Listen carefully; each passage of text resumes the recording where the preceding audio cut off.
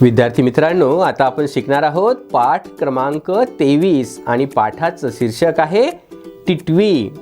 आम्ही राहतो तो परिसर मोठ्या प्रमाणात प्राणी पक्षी यांचे अस्तित्व असणारा आहे। त्यामुळे बाहेर फिरताना कायम कोणत्या ना कोणत्या प्राण्यांची भीती मनात असतेच। त्यातही पावसाळ्याचे दिवस प्राणी पक्ष्यांसाठी तर पर्वणीच असायची।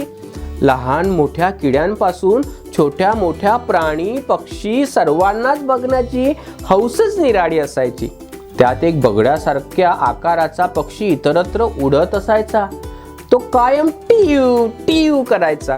त्याची टिवटिव ऐकून मन अस्वस्थ व्हायचं। टिवटिव नकोच वाटायची, कारण महाविद्यालयीन जीवनात एक कविता शिकलो।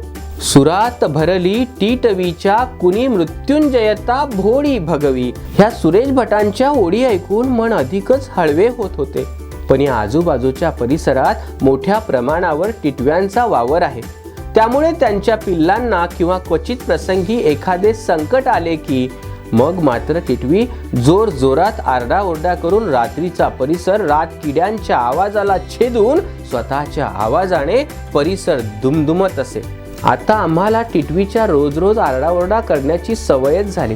मनात पूर्वी टिटवी म्हटलं की संकट, अपशकुन असा एक समज किंवा ग्रह मनात दबा धरून असायचा। मात्र आता तसे जाणवत नाही। उलट या टिटवीच्या टिवटिव आवाजाची आम्हाला व या परिसरात राहणाऱ्या सर्वांना एकंदरीत सवय झाली आहे। त्याचा परिणाम असा झाला की आम्ही आता तिच्याकडे अतिशय मैत्रीपूर्णपणे बघतो। तिच्या सुरांचा राग येत नाही, तर त्यात आनंदच वाटतो। ते केवळ सहवासाने घडले होते।